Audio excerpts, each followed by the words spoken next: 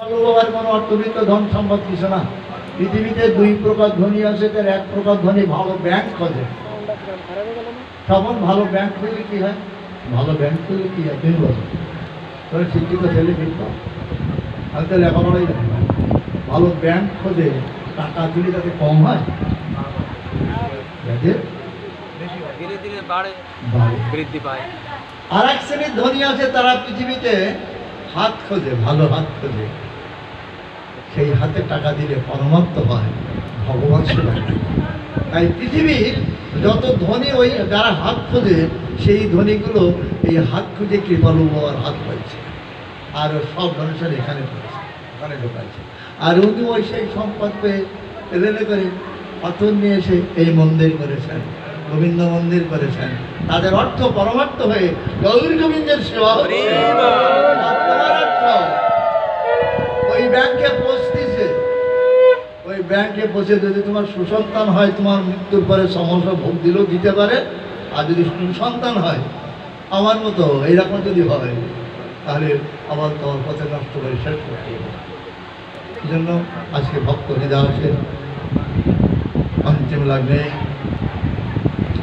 আমার মহাপ্রভু প্রতিদিন সিদ্ধ বকুলতলায় জগন্নাথকে দর্শন করে আমার গৌর হরিদাসকে দর্শন করতে আসতেন। উনি দর্শন করতে আসতেন না, দর্শন দিতে আসতেন। আচ্ছা, দর্শন যদি দিতে আসেন তাহলে সে দর্শন করা হতো না?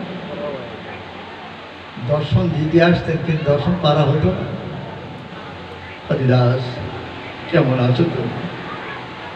হরিদাস কখন আশ্রয় চাননি। আমার গৌর সুন্দর হরিদাসের জন্য কেশব মিশ্রের বাড়ি, কাশী মিশ্রের বাড়ি বলেছিলেন, তোমার এই পুষ্পদানের ভিতরে ছোট্ট কুঠিয়াটা আমার হরিদাসের জন্য ভিক্ষা দাও। তখন হরিদাস বললেন, না প্রভু, আমি কোনো কুঠিয়ায় থাকবো না, আমি এইরকম খোলা মাটি থাকবো। রোদ ও বৃষ্টির যখন আমার গায়ে লাগবে তখন তোমার কথা মনে পড়বে। এত কষ্ট করে এসেছি, তোমার কিন্তু আমি ভুলে না যাই। জীব একবার ভুলে গেলে আবার 84 লক্ষ জনে ভ্রমণ করতে পারছে, আর একবার মানুষ জন্য না প্রভু আমি এখানে থাকবো। তখন মহাপ্রভু চাচ্ছেন হরিদাসের আশ্রয় দেওয়ার জন্য, আর হরিদাস চাচ্ছেন আমি কোনো আশ্রয় নেব না।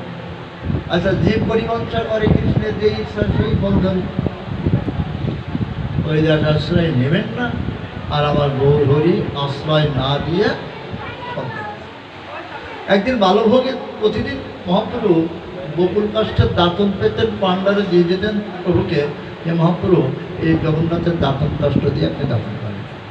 আজকে গৌর সুন্দর প্রভাতে বালভোগের দাঁতন কাষ্ঠ পেয়ে দাঁতন করতে করতে করতে করতে হরিদাসে সেই মাঠের ভিতরে বালকার পরে বসে আছেন, নাম জপ করছেন। হরিদাস কেমন আছো? মুখে কি দিচ্ছেন? কি কাষ্ঠতে দাঁতন করছেন? বকুল কাষ্ঠ। বকুল কাষ্ঠ। কেমন আছো হরিদাস? হ্যাঁ প্রভু, আপনি ভালো লেগেছেন। প্রভু নামও শুনছেন, কথাও বলছেন, কৃষ্ণ কথা ইষ্টপৃষ্ট হচ্ছেন। মহাপ্রভু হরিদাস কাছে বললেন, হরিদাস তাহলে আমি আসি বলে দাঁতন কাষ্ঠ কেন?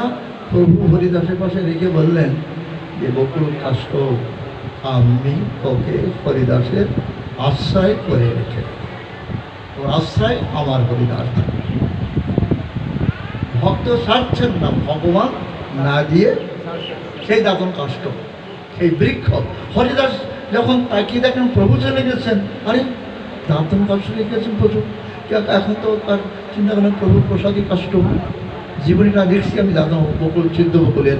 তখন তারপর দিন তাকে আস্তে আস্তে আস্তে আস্তে একটু করে পাতা লতা বোঝাচ্ছেন, বাজাতে করতে আস্তে আস্তে আসে। কিন্তু হরিদাস চিন্তা করেন মহাপ্রভু প্রসাদী দাঁতন কাষ্ঠকে আমি ত্যাগ করতে পারি নাই। তখন বকুল হরিদাসকে ত্যাগ করতে পারেন না, ওই সিদ্ধ বকুলতলায় সেই হরিদাসের ওখানে প্রভু প্রতিদিন আসতেন, হরিদাস দর্শন করতেন এবং গৌরগুরু হরিদাসকে দর্শন করতেন। আজকে জগন্নাথ প্রসাদ দিয়ে দিয়েছেন গোবিন্দকে। গোবিন্দ জগন্নাথের বালভোগ তুমি দিয়ে আসো হরিদাস। তখন গোবিন্দ বালভোগ নিয়ে হরিদাসকে যখন দিতে গিয়েছেন, দেখে হরিদাস প্রসাদ দিতে পারছেন না, মন্দ মন্দ নাম করছেন। কখনো কোনো দিন হরিদাস শুয়ে নাম করেন না। প্রভু আজকে অপূর্ব রূপ দর্শন করে পুকুর তলায় অজস্র ছাড়ে হরিদাস নাম করছেন, কিন্তু মন্দ মন্দ ভাব আর নাম স্মরণ হচ্ছে না। গোবিন্দ বলছেন প্রভু প্রসাদ পাঠাইছেন না। হরিদাস চিন্তা করলেন সংকল্প হয় নাই, 3 লক্ষ নাম করুন না করে আমি তো প্রসাদ পাবো না, দেহের জন্য প্রসাদ পাবো, কিন্তু সে নাম পূরণ না হয় কি করি? প্রভুর আদেশ কি করলেন? এক রঞ্চ মানে কি কোনো ক্রমেই একটা সর্ষে দানার 10 বছরে একবার হবে কিনা, যা জিহ্বায় দিলেন কণ্ঠ ভেদ করবে না, ওইটুকু নিয়ে হরিদাস কোনোরকম প্রসাদের মর্যাদা লঙ্ঘন করলেন না, সম্মান করলেন। এবার হরিদাস এই অবস্থায় আমার মহাপ্রভু কাছে গিয়ে গোবিন্দ বললেন, প্রভু হরিদাসের যে অবস্থা দেখে আসলাম, হরিদাস আর চলে যাবে, থাকবে না। গৌর সুন্দর সঙ্গে সঙ্গে ছুটে আসলেন, কেমন আছো হরিদাস? কেমন আছো প্রভু? শরীর ভালো আছে কিন্তু অসুস্থ আছে বুদ্ধি আর মন। শরীর ভালো আছে প্রভু, অসুস্থ বুদ্ধি মন।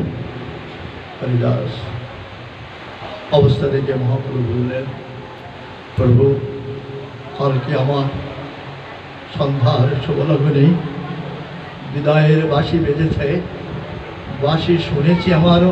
বিদায়ের বাঁশি মানে কি বোঝো তো? মরণের প্রান্তলগ্ন সেই বাঁশি। এই প্রভু আমার বিদায় অভিনন্দনের বাঁশি কাল শুনেছি, চলে যাব প্রভু, এক নিবেদন তোমার চরণে। আমার এই নিবেদন অন্তিম লগ্নে তোমার চরণে আমি যেন আমার দেহ রাখতে পারি। এক বাসনা হয় মোর বহুদিন হতে, লীলা সম্ভরবে তুমি মোর লইছিতে, সেই লীলা প্রভু তুমি কবি না দেখাবা, আমার আগে তুমি তোমার দেহ না পারিবা। এক দ্বিতীয় কথা, এটা একটা প্রার্থনা হয়ে গেল হরিদাসের বহুচরণে।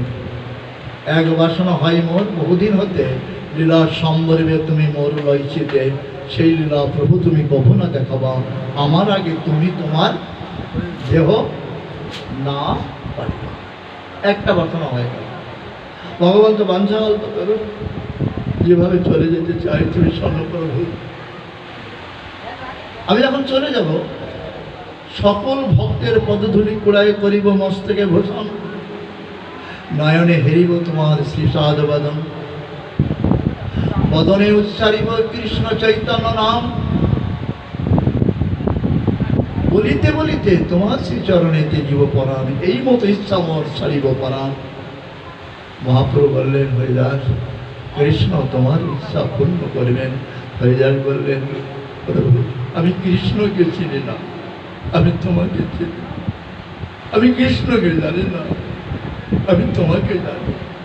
মনে আছে তো মরণের আগে কি কথা বলতে হবে, সংকল্প কি করতে হবে? আমি যখন চলে যাব, সকল ভক্তের পদধূলি কুড়াই করিব মস্তকের ভূষণ। মায়েরা যেমন নবদাম্পত্য জীবনে যেমন স্বামীর ঘরে আসে, নিজে যেমন সাজুগুজু করে আসে, তুমিও যেমন এই জগৎ থেকে যখন পরম স্বামীর কাছে যাবে, জগৎপতির কাছে যাবে, আমাদের নিয়ে যেতে হবে কি না ভক্ত পদধূলি আমাদের অঙ্গে মেখে নিতে হবে। সকল ভক্তের পদধূলি কুড়াই করিব মস্তকে ভূষণ, বদনে উচ্চারিব কৃষ্ণ চৈতন্য নাম, নয়নে হেরিব আগর তোমার ওই সাদ বদন। এইভাবে তারপরে আমার গৌর হরিদাস দরবার দর্শন করার জন্য কাশীনাথ, বীণানাথ এবং রামানন্দ, তারপরে সার্বভৌম ভট্টাচার্য, গোপীনাথ সকলকে নিয়ে আমার হরিদাসের সামনে আসলেন। সকলকে নিয়ে প্রভু আমার বেড়া কীর্তন করছেন, হরে কৃষ্ণ নাম কীর্তন করছেন, আর হরিদাস নাম স্মরণ করছেন। আস্তে আস্তে হরিদাস উঠবার জন্য চেষ্টা করছেন, প্রভু মার কীর্তন করছেন, হরিদাস উঠবার জন্য চেষ্টা করছেন, শরীর চলে না। কিন্তু শরীর মহাপ্রভুর কাছে কি বলেছেন?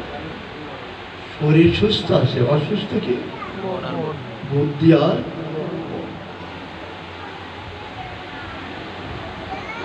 চলে যেতে হবে। প্রত্যেকে যেতে হবে, আমারও যেতে হবে।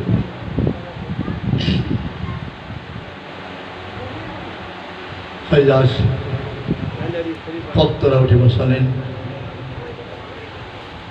আস্তে আস্তে নিজ অগ্রে হরিদাস প্রভুকে বসালেন। হরিদাস যখন প্রভুকে নিজ অগ্রে বসালেন, সামনাসামনি বদনের দিকে বদন দিয়ে, কিন্তু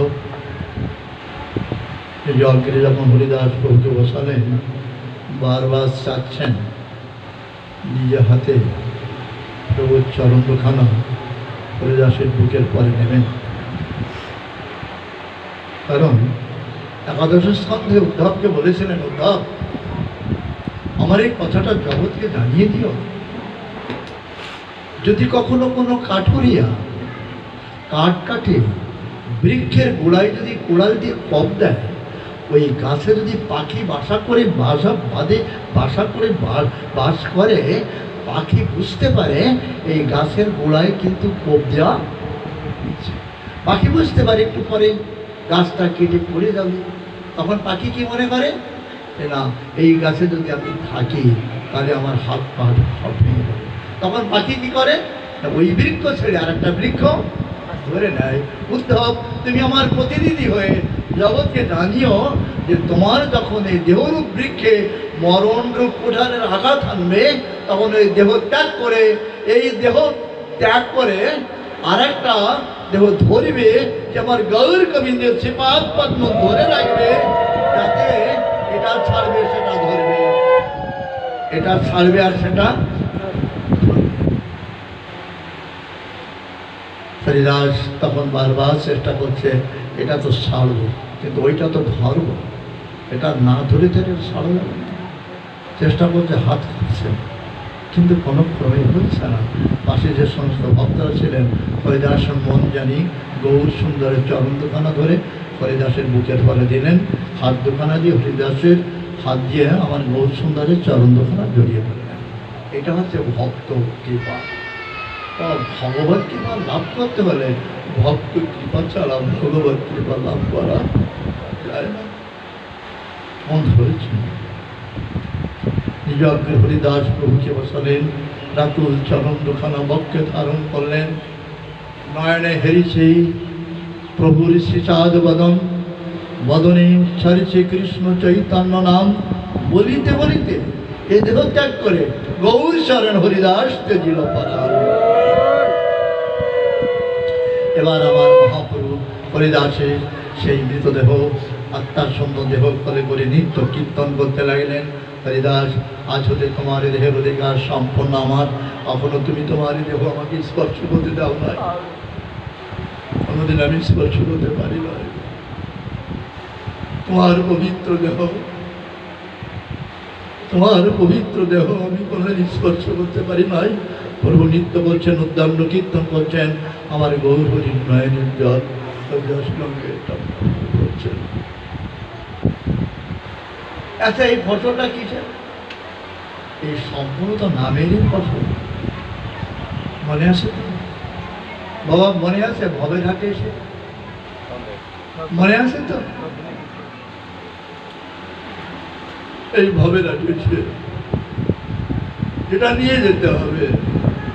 তুমি আমার কেউ না, আমিও তোমার কেউ না। পাতানোর সম্ভব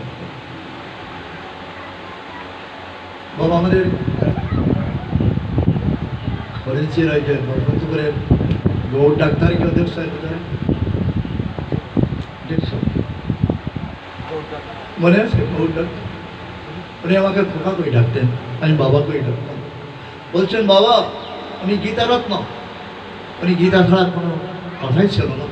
বলছেন, বাবা যখন পাঞ্জাবিরা রাজাকাররা এসে ওনাদের গ্রামের থেকে 10 জন বা 9 জনের কথা বললেন, ঠিক মনে নাই, লাইন দিয়ে দাঁড় করে দিলেন, যে তখন সামনে রাখুন, তার মানে মৃত্যু হবে। গৌর ডাক্তার তখন বলছেন, রে বাবা আমি তো উদাহরণ চলে যেতে হবে, যে যদি যাওয়ার সময় হয় তাহলে অন্তকালে জমাবে বা গীতার শুরুটা না কি বল স্মরণ মুক্ত করে বলো। অন্তকালে মনে চরণ মুক্ত করে বলো। বাবা আমার বারবার মনে করতে লাগলো, যখন রাজাকার পাঞ্জাবের যখন লাইন দিয়ে দাঁড়াগায় যখন রাইফেলটার সামনে ধরেছে, উনি শপথ পিছনে গীতা গ্রন্থখানা ওনার পকেটে সবসময় থাকতো, সেজন্য ছিল গীতা গ্রন্থ। আমরা শুধু একটা বই মনে করি। তখন উনি বলেন যে বাবা, বারবার মনে করতে লাগলো আমার এই তো সময়, এই যদি আমার মরণের সময় হয় তাহলে আমি তোমার নামটা এখন ভুল করলাম। তখন আমার ভিতরে হরে কৃষ্ণ হরে কৃষ্ণ কৃষ্ণ কৃষ্ণ হরে হরে হরে রাম হরে রাম রাম হরে জুম আজ হয়ে গেল। শব্দ হওয়ার সঙ্গে সঙ্গে পড়ে গেলেন, উনিও পড়ে গেলেন। তখন পাঞ্জাবিরা সব এক এক করে পরীক্ষা করে দেখছে, কারো পা দিয়ে কারো মেয়ে যেরকম মতো বলছেন। আমার বলছে আপনি তাহলে আসেছিলেন, এইখানে গুলিটা লাগছে। তখন তার অত খেয়াল ছিল না, পরে উনি বুঝলেন যে এইখানে গুলিটা লেগে এই খাসতে বেরিয়ে চলে গেল। পা দিয়ে একটু লাচি টাচি দিয়ে দেখেন যে তখন উনি জ্ঞান ছিল, তখন চিন্তাভাবনা যখন পা দিয়ে লাচি দিচ্ছে মনে হচ্ছে পরীক্ষা করছে, তখন কিন্তু উনি একেবারে বর্ণনের মতো করতেন। শ্রীমদ ভগবত গীতা সেই মন্ত্রটা আমার মনে পড়েছিল সেই বিপদের সময়। নামেই তো আমাকে রক্ষা করলেন বাবা। ওই নামে যদি রক্ষা করে তাও মঙ্গল, আর যদি নামে যদি নিয়ে যান তাও তার মঙ্গল।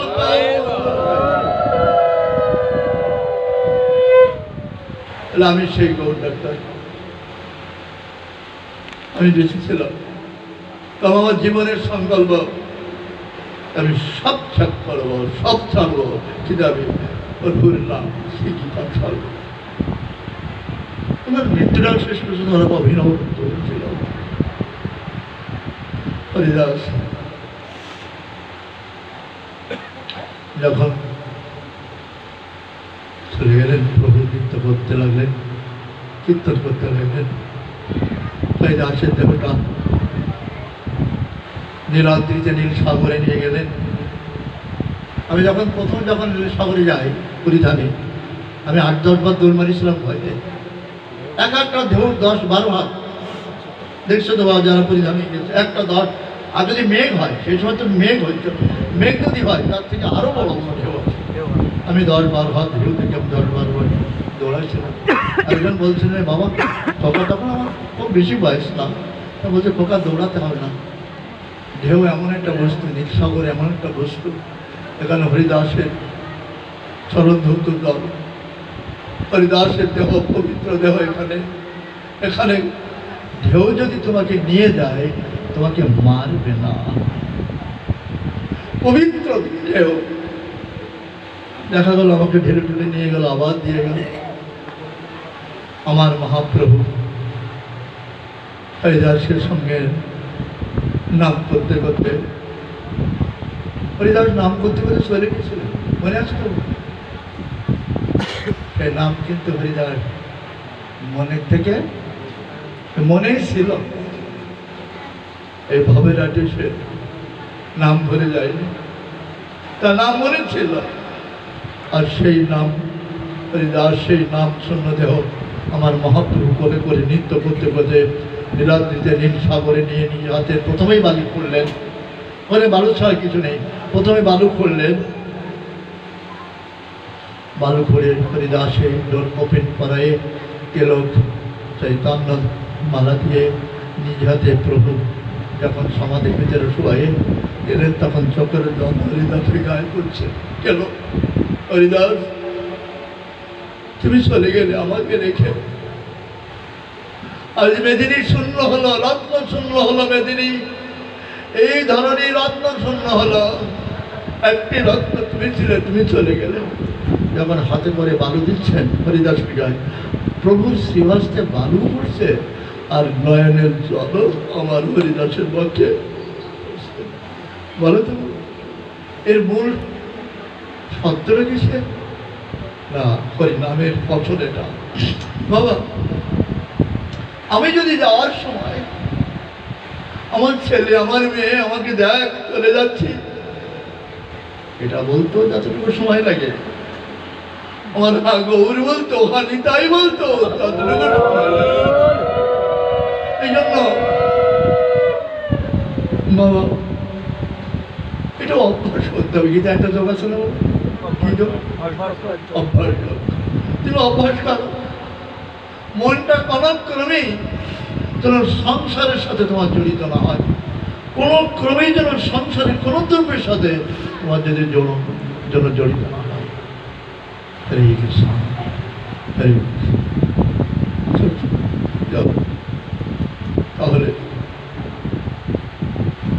সমাধি দিয়ে আমি ছবিটা দেখেছি বাবা, আমার গৌর সুন্দর কাউকে না বলে ওখানে কীর্তন হচ্ছে, ভক্তরা নিয়ে কীর্তন করছেন, আর হরিদাসের মহোৎসব করতে হবে, সৎকার করতে হবে। আজ অনন্ত বিশ্ব ব্রহ্মাণ্ডের যিনি রসবিচিত্র ভগবান, অতুল ঐশ্বর্যের যিনি মালিক, তিনি জগন্নাথের সিংহদ্বারে এসে আমি দেখেছি সব ছবি চিত্রটা, ওনার বহির্বাসটা ঠিক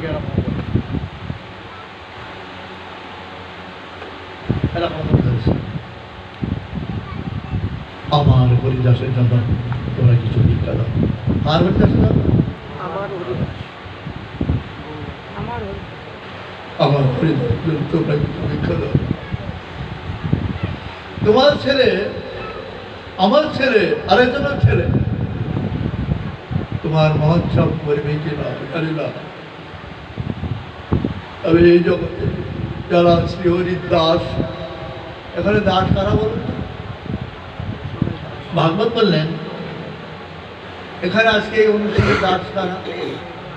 ভাগবত বললেন তোমাকে আর কেউ স্বীকার করুক আর না করুক, তুমি তখন তোমার ঘর ছেড়ে আমার কথা শোনার জন্য এখানে এসেছ, আমিও তেমনি আমার ধাম ত্যাগ করে তোমাকে দর্শন করার জন্য আমিও এখানে এসেছি। এই এখানে কারণ আজকে তোমার সাথে আমার সম্পর্ক, আমি তোমার প্রভু আর তুমি আমার দাস।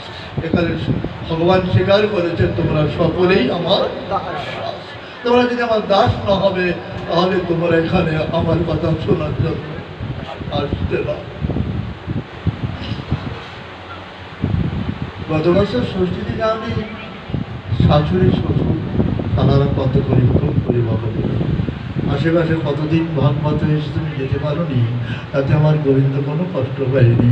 আজকে তো তুমি এসেছ, আত্মীয়তা না, আজকে তো তুমি আমার কথা শুনতে এসেছ। আর আমিও আমিও তোমাকে দর্শন করতে আমিও এসেছি। তুমি আমার ভক্ত, আমি তোমার ভক্ত। ঠিক কথা আমার হৃদয়ের জন্য সকলেই চিন্তা করলেন যে বাবা ভিক্ষা দিই, অনেকেই দেয়, কিন্তু আজকে যে ভিক্ষা দেবো যে হাতে, এই হাতকে এই হাতটা সবসময় পাওয়া যাবে না। অসারীরা দিচ্ছে কিভাবে বাবা? আমার গৌরের হাতে ভিক্ষা দিচ্ছে কিভাবে? যা যা ছিল, যা বিকিনি হয়ে বাকি যা ছিল উজাড় করে প্রভুকে দিচ্ছেন, আর প্রভু সব নিচ্ছেন, তাজা করে ধরছেন। প্রভুর তার শক্তি অভাব ছিল না। এবার ভক্তগণ ছুটে এসে দেখেন প্রভু ভিক্ষা করছেন হরিদাসের জন্য, হাত জোর করে প্রার্থনা করছেন আপনারা কেউ যেন মহাপ্রভুর কাছে ভিক্ষা দিবেন না। আর প্রভু ভিক্ষা একবার ধরলে প্রভুর হাত থেকে ছাড়া যাবে না। কারণ আজকে তো যাত্রার জন্য ভিক্ষা করেন না, এই জগতে যার কেউ নেই তার তো আমি আছি। উজাড় করে দিচ্ছে, অসারীরা প্রভু বক্ষে চেপে ধরছে। সকলেই আর কি নিষেধ করলেন, প্রভুর কাছে দিচ্ছেন না, ভক্তদের কাছে দিলেন। আবার ওই দিন এ কথা তো না বলে তো হয় না। ওই দিন আবার তার আগের দিন মহাপ্রভুকে নিমন্ত্রণ করেছেন কাশী মিশ্র, প্রভু আপনার যত গণ, আপনার যত সঙ্গ অঙ্গ যা আছে আগামীকাল এই কাশী মিশ্র আপনার দাস সকলের সেবার ব্যবস্থা করবে। কালকে হরিদাসের মহোৎসব হবে, তার আগে কাশী মিশ্র দিয়েই আমার গৌর সন্ন্যাসীর ব্যবস্থাও করা গেছে। কাশী মিশ্র আগের দিন নিমন্ত্রণ করেছেন, প্রভু তোমার গান সহ। আর এদিকে প্রভুর বিক্ষণ কাশী মিশ্র কথা কি বুঝতে পারছি বাবা? হরিদাসের তো কেউ নেই, কে দেবে? কাশী মিশ্র আগের দিন নিমন্ত্রণ করেন, প্রভু আপনার গান সহ আপনার এই দাসের এখানে সব ভজনের ব্যবস্থা হবে।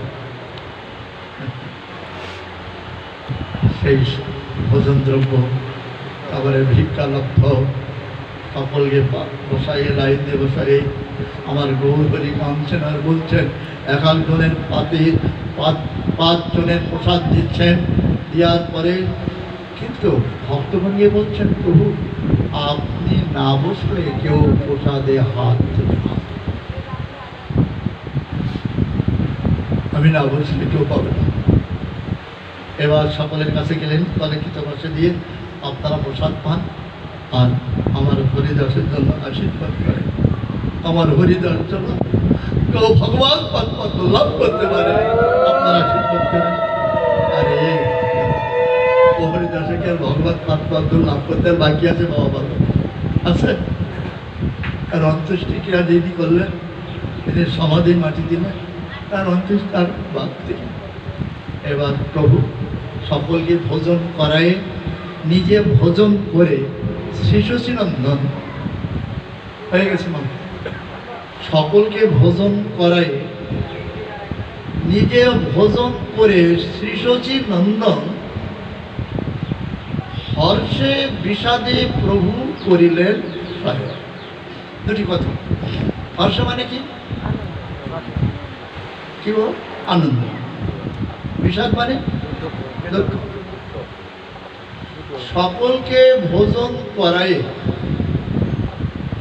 শ্রীশচীনন্দন, সকলকে ভোজন করায় নিজে ভোজন করে শ্রীশচীনন্দন হর্ষে বিষাদে প্রভু করিলেন স্বয়ং। বিষম ভোজনের পরে মধ্যাহ্নে তো ভোজনের পরে একটু বিশ্রাম করতে হয়, বিশ্রামের কায়দাটা কি?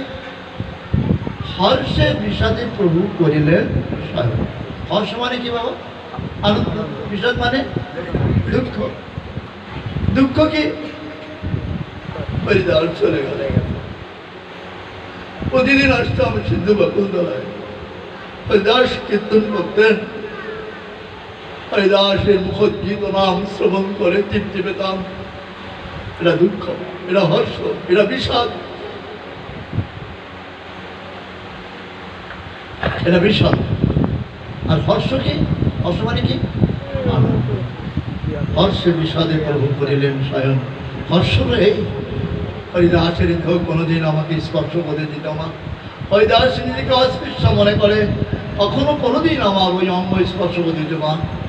আজকে আমার আনন্দ, আমার হর্ষ, না আমার পবিত্র দেহটা প্রাণ করে আমি পিতায় ধারণ করে আমি খুব কৃত হয়েছি, এটা আমার হর্ষ।